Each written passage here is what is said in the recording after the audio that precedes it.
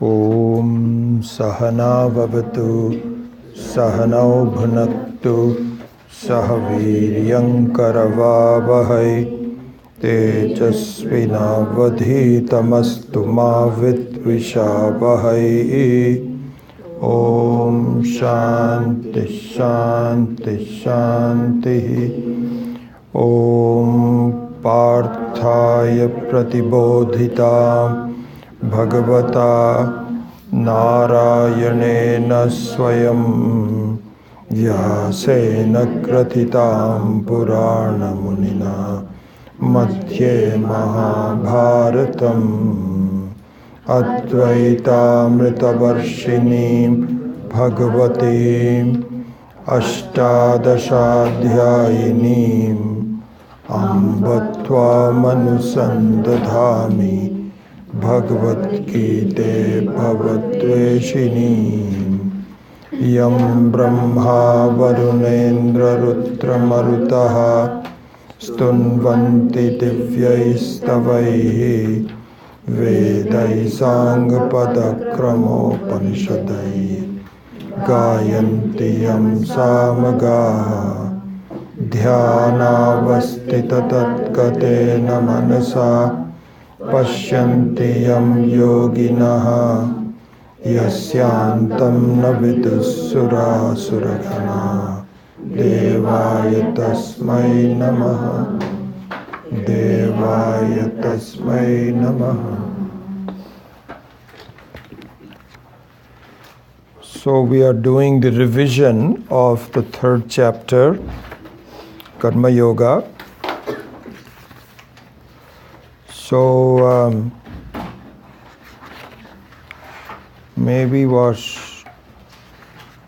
let's just chant the first 5 verses of the third chapter, and then just as a symbol of that, then we'll begin with. So you can just follow after me. Arjuna Uvacha Jayasi Chet Karmanaste Jayasi Chet Karmanaste Mata Buddhir Janardana Tatkim Karmani Ghore Mam Niyojayasi Keshava Vyamishrene Vakyena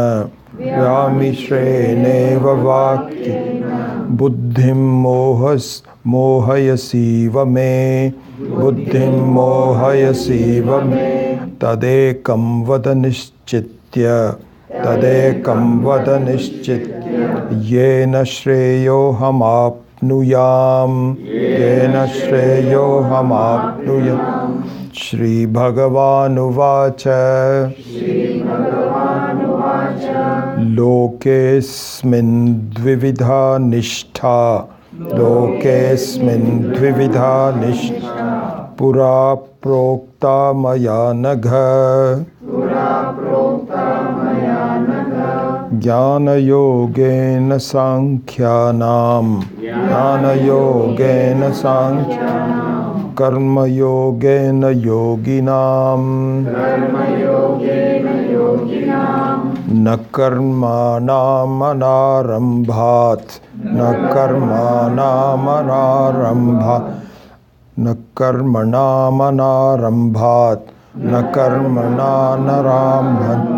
Naishkarmyam purushošnute Nacha sanyasana deva Siddhim samadhigacchati Nahi kaschit kshanamapi Jatu tishthatya karmakrit Karyate hyavashah karma Sarvah prakritir jair gunaihi so nice to chant, really. It's just beautiful. Just the chanting itself was just wonderful. So what we are doing now is to summarize the third chapter, which is called the Karma Yoga section. We have taken some time to go through all of it, but I find that having a kind of like a summary is very useful to the mind. In some way it is kind of like when you are standing very close to some kind of a picture close to, very close to the picture, then yes, all the colors that were used and all the portions of it and so on and so forth, yes. But what really helps is to draw back a little bit and then take a complete picture of what it is. And so that's always very useful. And it turns out that the Karma Yoga section of the Bhagavad Gita, the third chapter of the Bhagavad Gita, really is the heart of the Bhagavad Gita. Because what really distinguishes this text from all the other Vedantic texts is the fact that it focuses on an active life. And the active life's usefulness in making progress. As we were just discussing in the other class, many times life becomes meaningless. Often, not only many times, I would say most of the time, it becomes meaningless. There is some progress. But if we don't understand the nature of the progress, then our progress is very little. So an active life where the activity of the life becomes an important way for us to make progress in our life is a very important topic. And so the Bhagavad Gita's Karma Yoga is a very key chapter, and the more we think about it, the more we to live it and to make a reality out of it, the better off we will be. It's a very important chapter. So I think to revise it becomes an important thing. So as we saw very quickly, revising what we have already revised in the last week, just very quickly, the first few verses. So here, the doubts of the human being are encapsulated very well by Arjuna. That's the whole idea here, is to really, it's interesting, a lot of people ask whether the Mahabharata actually happened or not. This is a normal thing. Is this really happened? Did Krishna and Arjuna and so on and so forth? Or is it just a story? So here Swami Dayanandji, and I may have talked to you about this, Swami Dayanandji had given a beautiful illustration. And the illustration he gave is that of the definition of what is called a classic. So the word classic is to be understood. So classic means the following. It means, and the examples of classic, before we understand what the meaning is, the examples of classic are, for example, the Shakespearean plays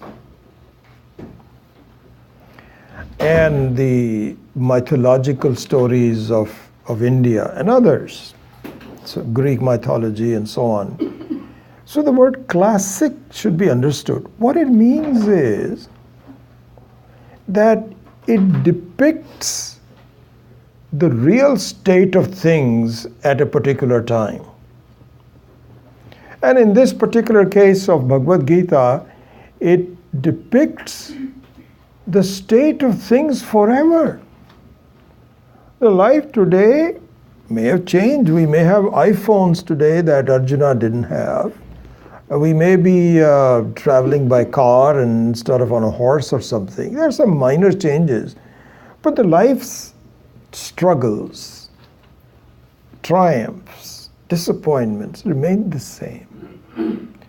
Anyway, the classic means that it depicts a particular aspect of the life which essentially is accurate, but not the details of it.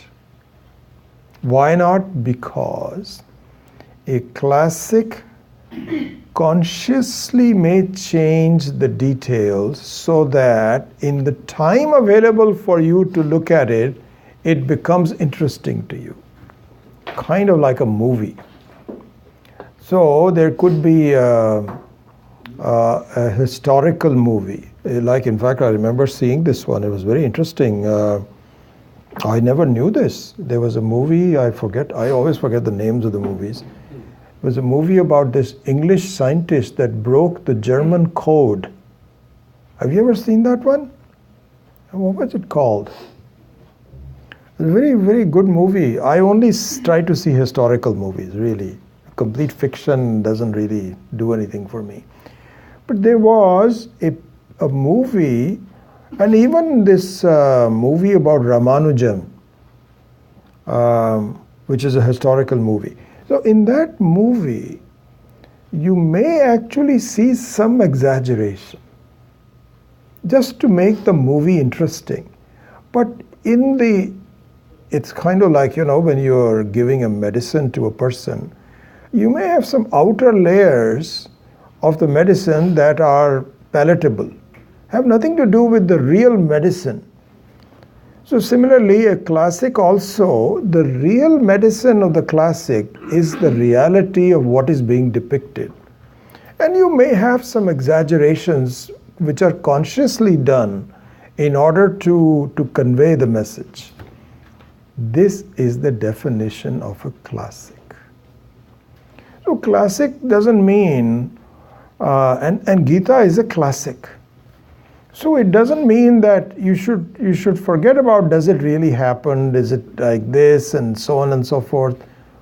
Not necessary, but the reality of what it is trying to depict is real. It is real. Anyway, going back to Arjuna. Arjuna, his war and his situation in life and so on is meant to depict our situation in life. And so at this point in time, after some teaching has been imparted to Arjuna in the second chapter, completely, because the second chapter is a summary of the whole Gita. It talks about jnanam, it talks about karma, it talks about the state of the person who has understood the whole thing and views karma in a correct way, sthita prajna. It talks about all of that. Then the third chapter begins by Arjuna asking a question. Arjuna uvacha, in the first verse itself, jayasi chet karmanaste mata buddhir janardana tatkim karmani ghore mam niyojayasi kesava. Very important question. So he says, okay, I've listened to you, and from what I get from your teaching in the second chapter, O Krishna, is that what delivers the success in life is the knowledge of the self. What delivers the success is the knowledge of the self. I get it. You were sincere in saying that. I was sincere in listening to it, and I get it. That's what I want to do. But now, why are you, at the end of that, asking me to engage in this very dangerous, and very, very sad war in which more than half the people are going to lose their lives. This doesn't make any sense to me. Doesn't make any sense whatsoever. Why is it? You're praising one thing and you're asking me to do something else. Am I not your friend? Are you trying to confuse me? It looks like so that's exactly Vyami Shrevena Vakyena Buddhim Mohayasi Iva Me. So here our acharyas in their commentary said that it's very nice that he added the word Iva. Iva means as though. So it's good that he's added the word Iva, because if he doesn't add the word Iva, that means that he accuses Krishna for confusing me. He says, you are confusing me. You are a confusing person. No. He says, you may have a reason for doing what you did, but I don't understand it. As though you are confusing me. Anyway, the end result of it is that I don't get it. You're asking me to do something, you're telling me something that this is the wrong way, as though, why is the reason for it? So, the third chapter starts with Krishna, who was expecting this kind of an answer. Expecting, he says, that in the third verse, he says, Shri Bhagavan Uvacha Loke Asmin Dvividha Nishtha Pura Prokta Mayanagha Jnana Yogena Sankhyanam Karma Yogena Yoginam. So he says, listen,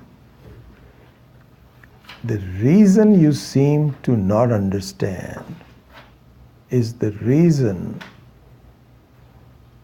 you have not looked into the nature of knowledge.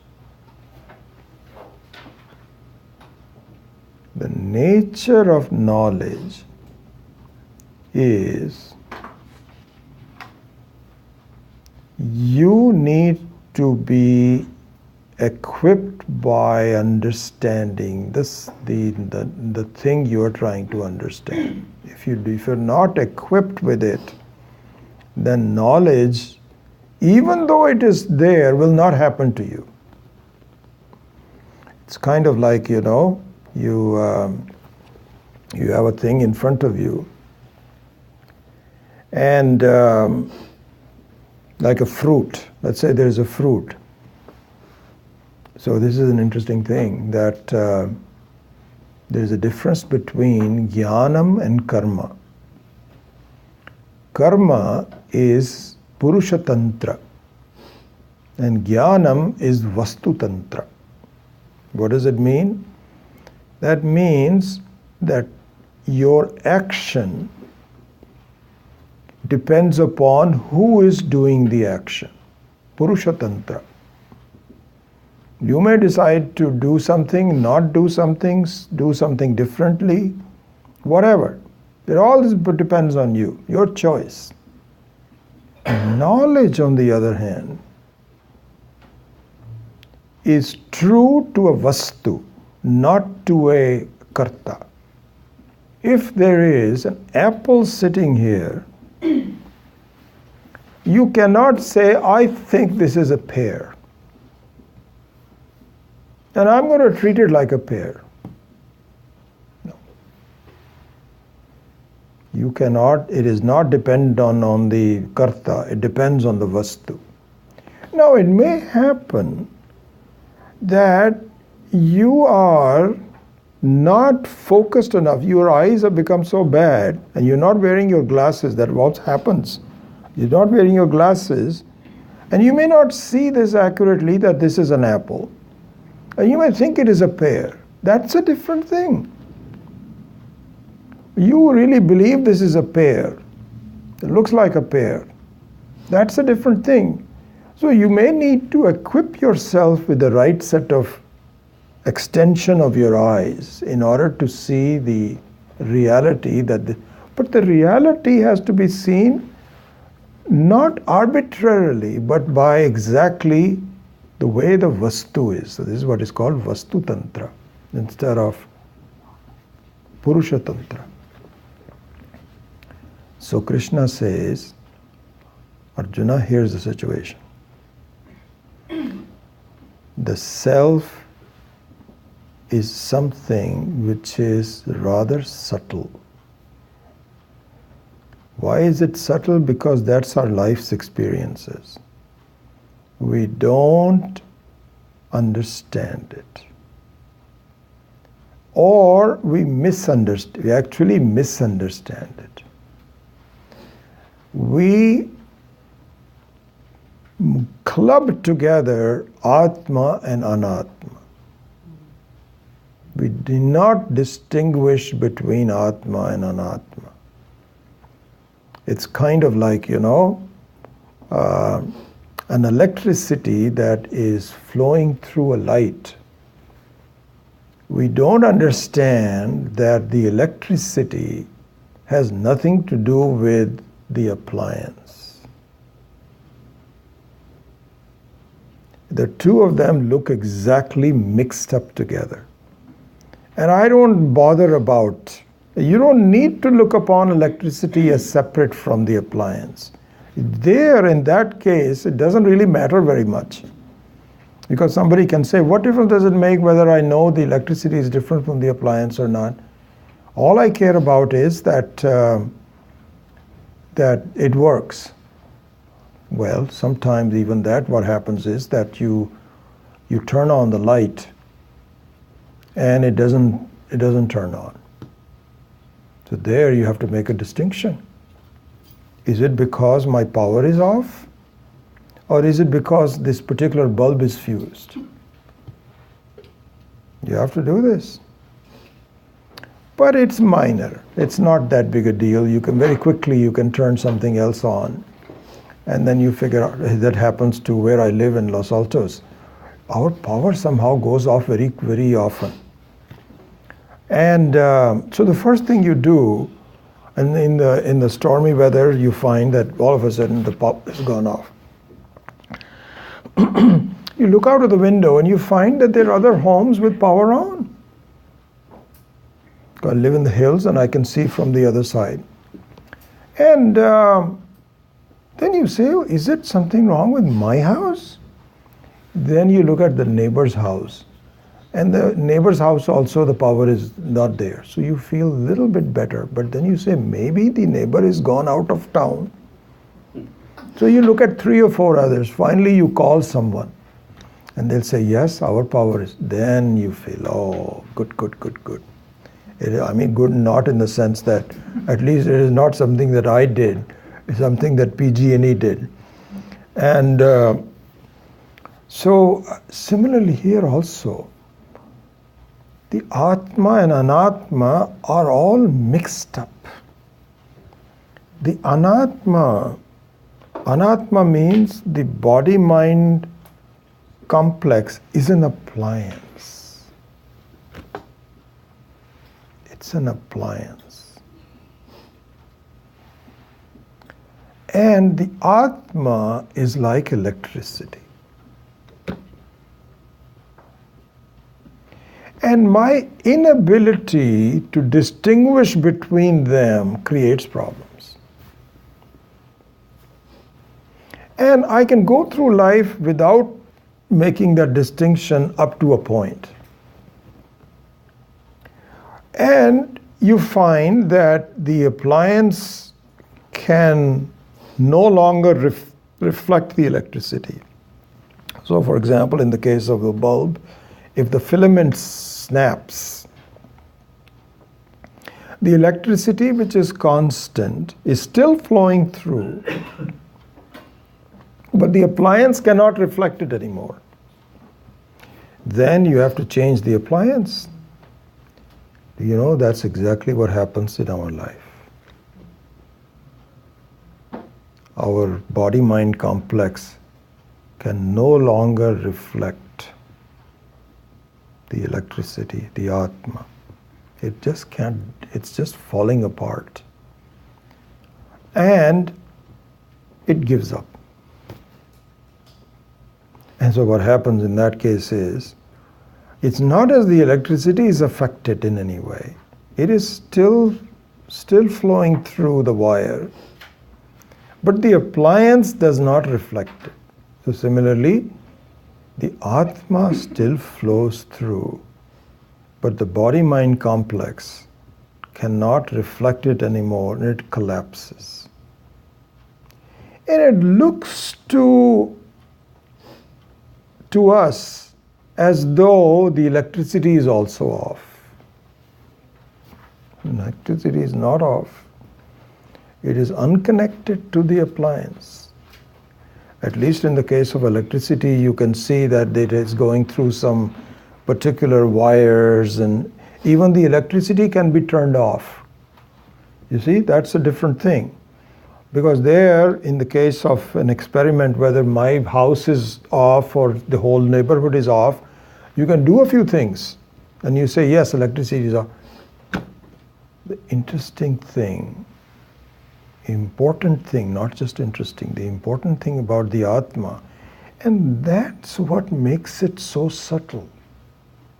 Because even in the case of the electricity, it also is very subtle.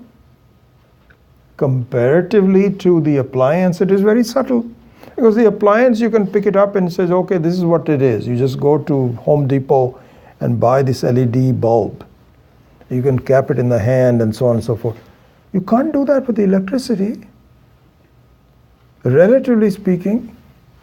And you can't say, well, I want to touch the electricity. Hey, don't touch the electricity. Certainly not in India. Here you may be able to do that. It's okay. But in India, you cannot touch it. You'll be gone. So you cannot feel the electricity. It is so subtle, but it is there. Compared to that is the Atma, which is the subtlest thing there is in the whole creation. Why do we say that? The subtlest thing in the creation is because it is there, but I don't see it.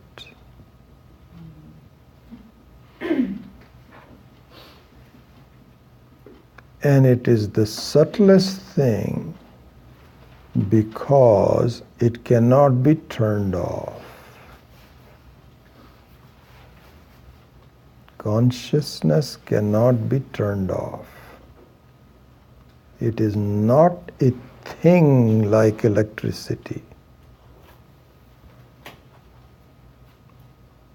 In fact, it either reflects in an appliance like the body-mind complex, or the body-mind complex is disconnected, but it's still there. I, the consciousness, is not a product of the body-mind complex. It is not limited by the body-mind complex. And yet, it is not manifested like a body-mind complex. It is there, but it cannot be manifested. This is the subtlety of the Atma. It looks as though it is not there. It is in fact so much there that I miss it. It's a really conundrum. You look at the subtlety of it. See, so similarly, very much so here, you're looking at things, but you're not looking at the light. And without light, there cannot be anything visible to you. See? So the light is relatively subtle. That's the electricity of Ishvara.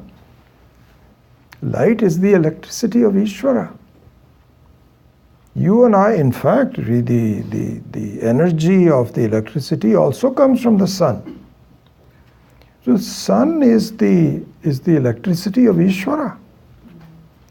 And as soon as it arises, it just goes right away into the background. And then from that point on, all you say in the beginning is that the sun has risen. But after that, you just ignore it. So the light itself is very subtle. Compared to that, the Atma is very subtle. So subtle that even the light of the sun cannot light up the Atma.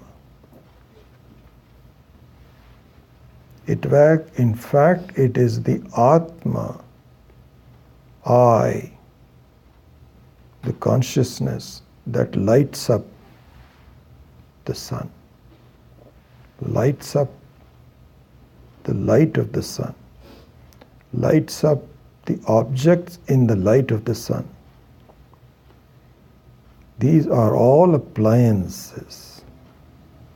Even the sun in that case is an appliance. See, it's kind of like electricity. You can light up an appliance which is reflecting the electricity, or you can light up the electricity, which is also a kind of like a subtle appliance. But the Atma, the fact that it is lighting, nothing is possible without the Atma lighting it up, is a subtle fact that I miss. Completely miss. So the fact that it cannot be turned off works against me. Because I'm used to saying, okay, now prove it to me. Prove it to me that there is electricity. I'll prove it to you by switching it off. Then you say, okay, yeah, now I know there is electricity. But you can't do that with the Atma. This is the issue. Because who is going to observe the absence of the Atma? Who is going to do that? You need someone to say yes. The Atma, which means I, has disappeared. You can't do that. This is the reason where when you are born and then you say, well,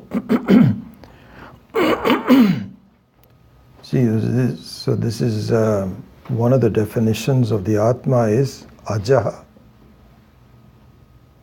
Ajaha.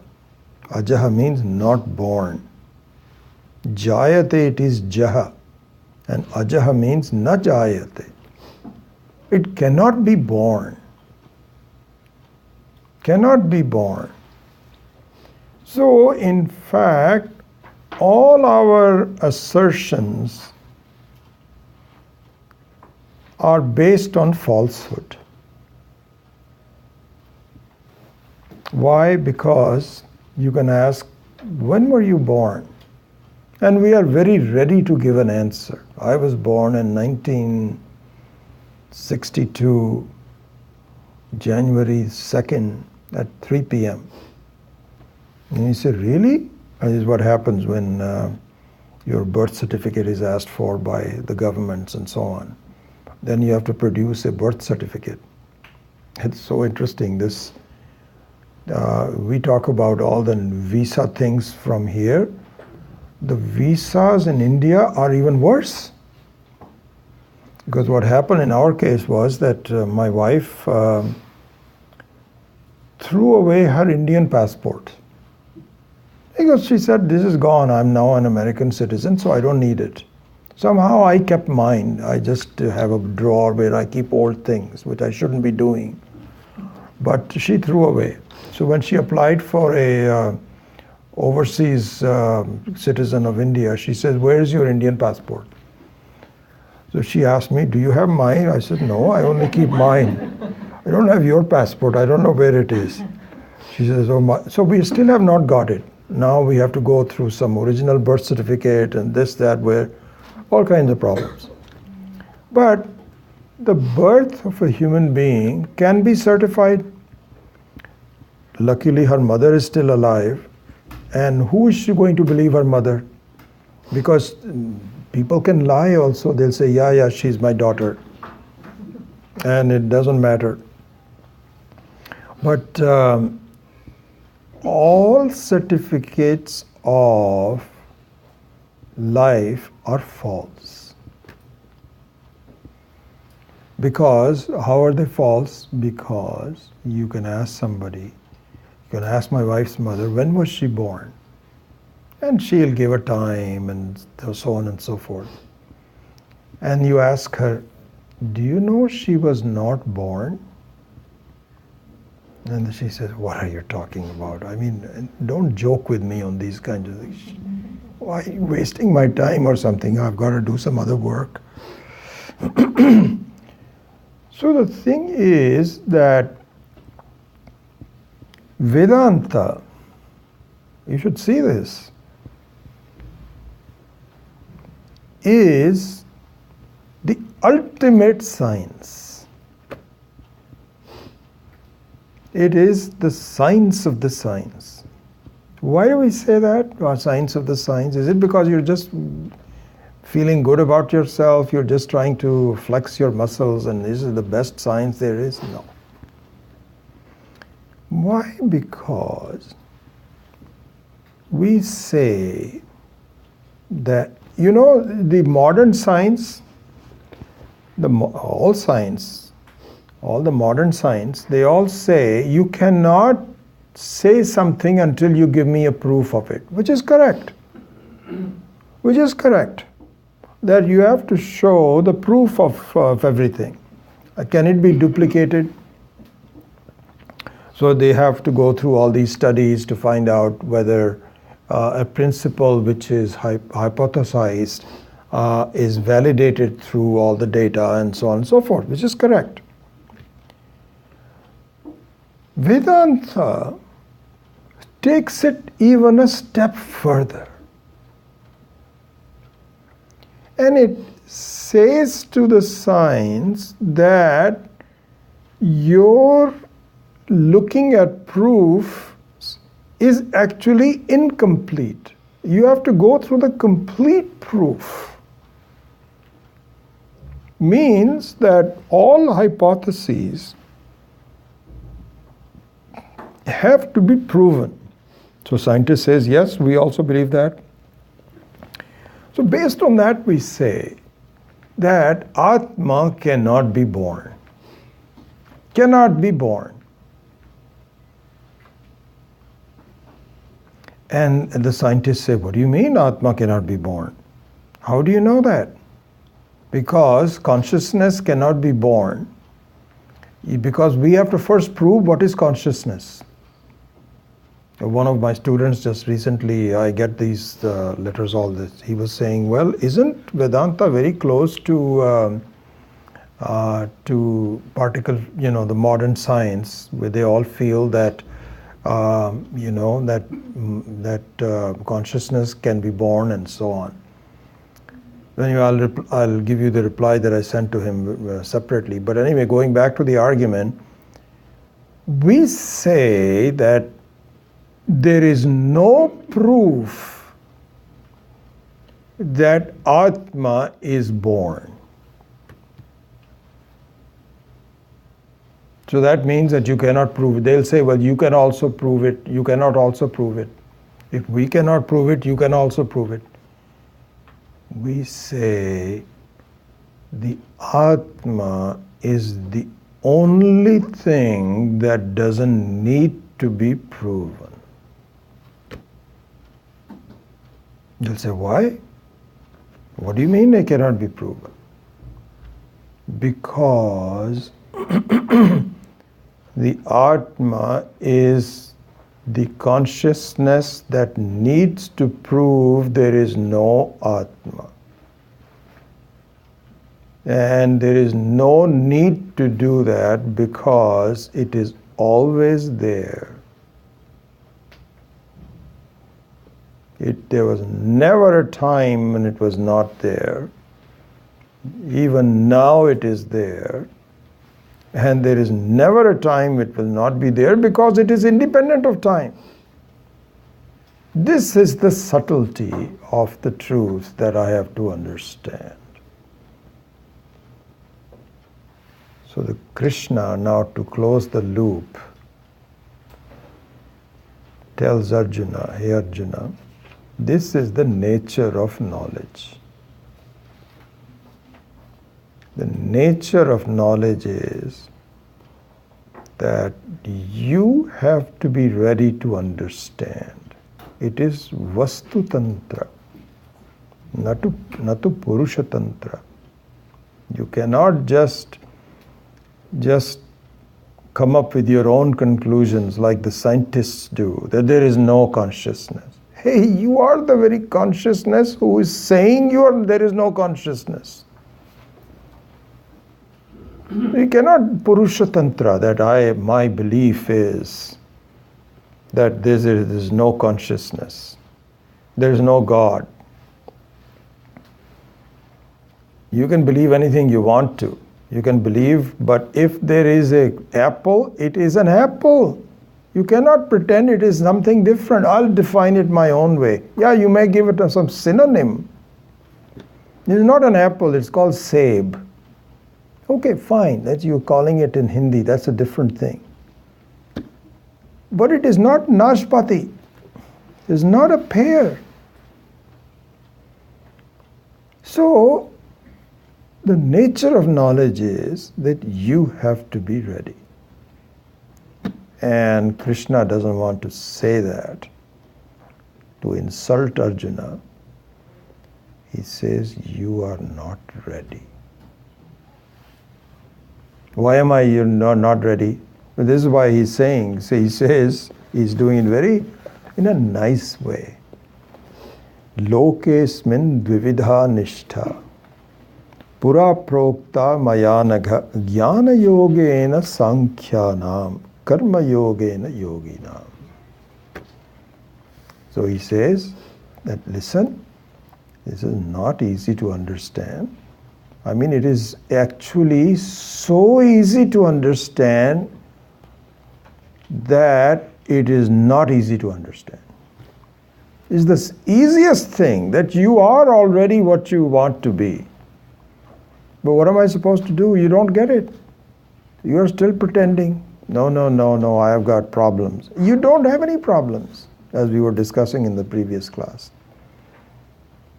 So he says now, in order to make you eligible to understand, there are two methods. So he says these two methods have been going on from the dawn of creation. Nothing new. So he says, Loke asmin dvividha nishtha. He says, as an Ishvara, I created these methods of being ready for understanding in two ways for a long time. Not as though I'd say, oops, I didn't provide the right answer. Now let me try this one. No. It is constant. And the methods are, if due to your previous lives and your karmas, because this is the thing I was telling you in the beginning also, that life is a continuous improvement process. And at the very end, my gunas, instead of being rajoguna and tamoguna, become much more sattva guna. This is the progress. And why do we say that? Because tamoguna means inability to understand anything. So not anything, but most of the things. So for example, the animals, the predominant guna for animals is tamoguna. So if you look at how they behave, how their thinking is, what do they say, they also have hunger. They also want protection. They also want sexual pleasures. And they also have all of that. They have a certain amount of ananda. They have ananda also. But it is very muted. Here I'll just interrupt to give you a story. It's interesting. So in the Skanda Purana, so there's 18 Puranas. In the Skanda Purana, there is a story that Vishnu took birth as a Varaha. He took a deliberate avatara as a Varaha. And for what reason, I'm not sure of. I haven't released, this is a story that I just read, so I'm just giving you that. So Varaha means a pig. So he took an avatara as a pig. And so Vishnu, who was in the Vaikuntha, just deliberately took an avatara as a pig, just for whatever reason. And under the knowledge of all the devatas in Vaikuntha, and Shiva, who is the very creator of Vaikuntha and so on, they knew this guy has become a Varaha, so that was fine. So he became a pig. Then as he grew up, he was a piglet, and then he became a full pig. Then he found a companion and had the sexual pleasures with the companion, and had some children, and had the pleasure of raising a family, and so on. So now the people in Vaikuntha said, this guy has been gone for a long time. Shouldn't he come back? So they called him a couple of times. He says, no, I'm just waiting for, my wife has just given birth to a couple of more piglets. So I just want to finish, raising them up. Then I'll be back. Well, the grandchildren have also been born. This pig is becoming old. So the Vaikuntha people went to Shiva and said, sir, this is a problem. We really miss him. He's supposed to be here and preside over, and you just sent him for just a short time, and he's not coming back. So Shiva approached Vishnu as the pig, and he says, hey, what's going on? You should be back by now. He says, I don't know. I've got a family now, and I'm just enjoying them and so on. I will be back. I know I have to be back, but Shiva said, you've been saying that for a long time.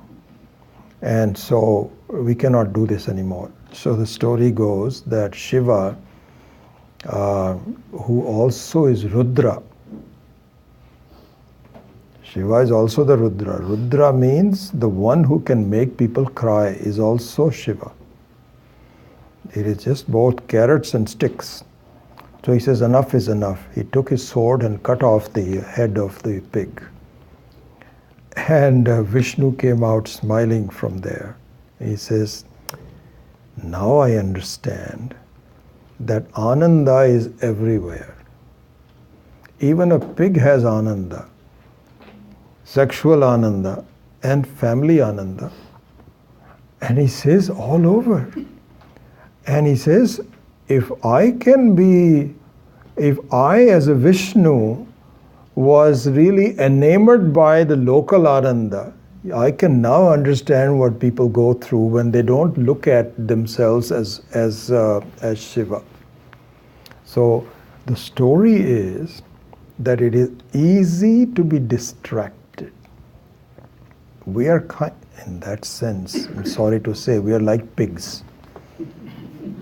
We are like pigs. We are all happy with families and spouses and children and grandchildren and so on. And then somebody says, hey, life is passing, you better start looking into it. Says, yeah, one of these days I have to, but there is a concert tonight, I've got to go to that. And then maybe tomorrow we'll see. Is exactly what happens.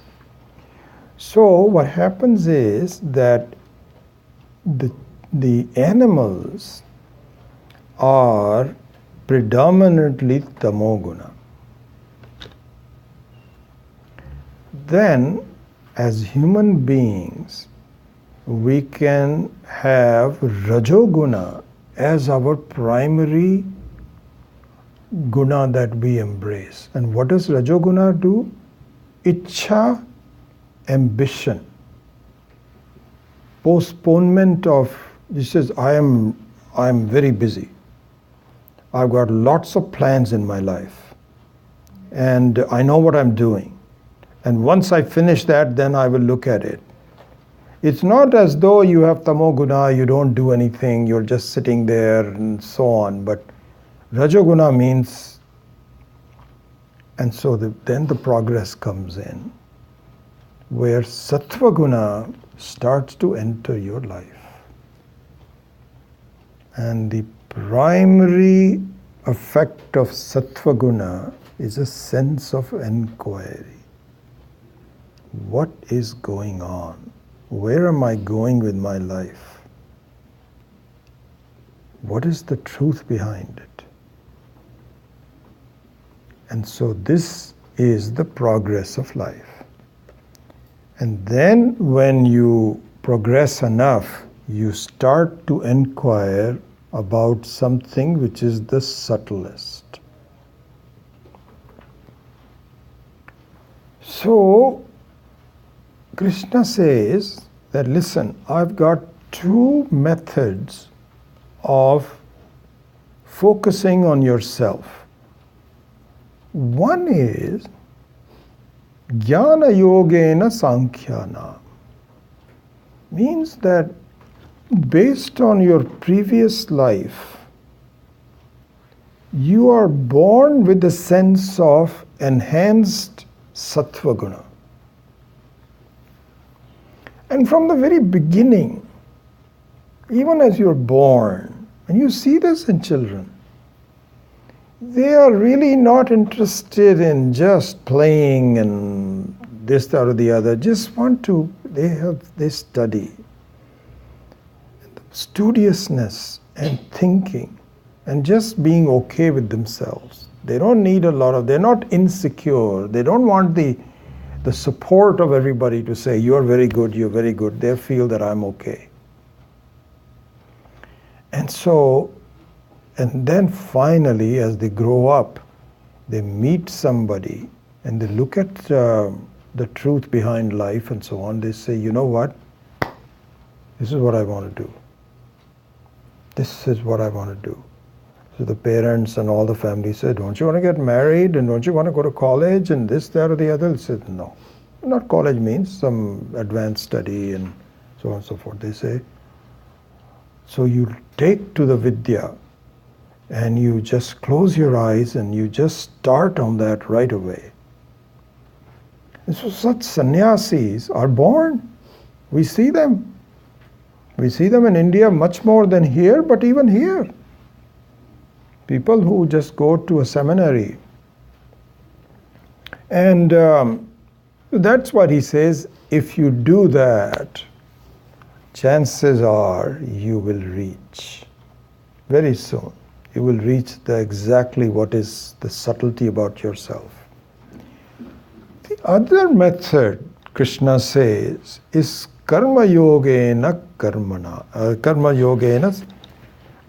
yogina.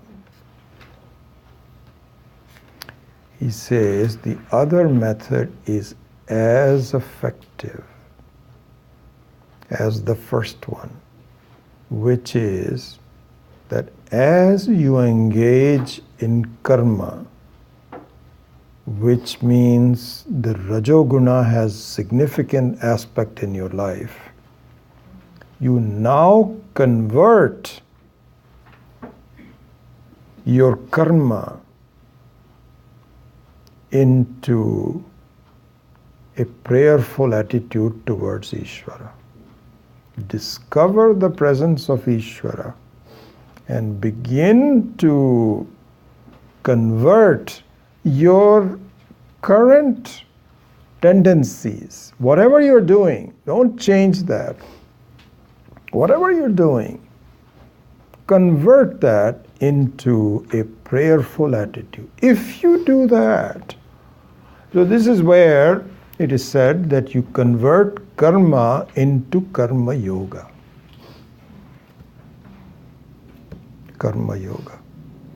You convert that, you will reach the same place.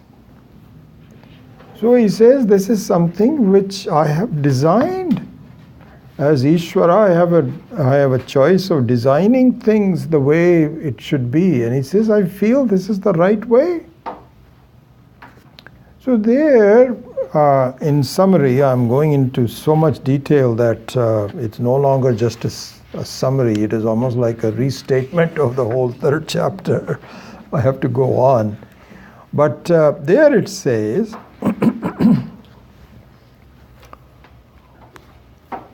that there are two stages of this progress in life. Those two stages are a stage of religiosity.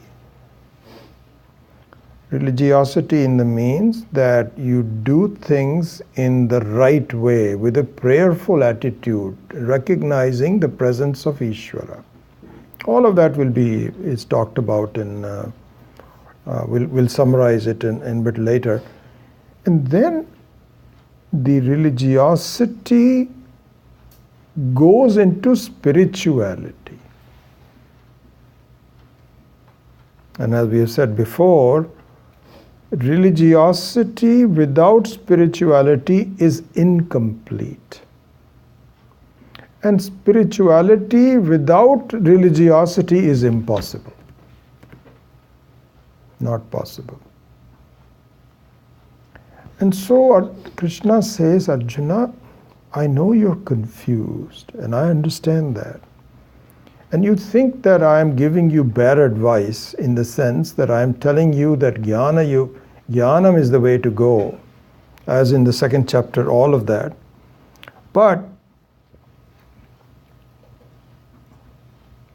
And I'm telling you to fight. You think that I am misleading you, but I'm not. I'm not. Because you need to fulfill your religious life as you have been ordained to do. Do not compare yourself with someone who had taken a birth and from the very beginning could understand that a life of karma is not for that person. You're not like that person. You in fact manifest all the ways where you became a leader. You were a go-getter, and you're a very successful person, good person. You got to fulfill your duties, because all of a sudden to drop everything and go into Rishikesh and start meditating will not be effective for you. Cannot do that. And as you know, the Arjuna asks him, why not? Why can't I do that? Because your Rajoguna is so strong that it will keep on bothering you. Your drishti, you should be reading Upanishads, but you will be thinking, I wonder how the war is going back there. This is what will happen. For a few days you'll be saying, I'm very happy here, I'm very glad, I don't want to get involved in these killing wars and so on. Why didn't I do this before? For a few days it'll be wonderful. But then you will ask somebody, hey, can you give me the Times of India? And what's that Mahabharata war? How is it? Who's winning?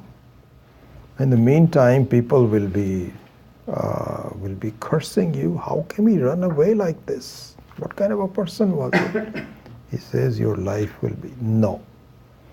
So go through with it, and while you're going through with it, look at it from another standpoint. So there we saw that in the verse numbers, now I have to go a little bit more faster.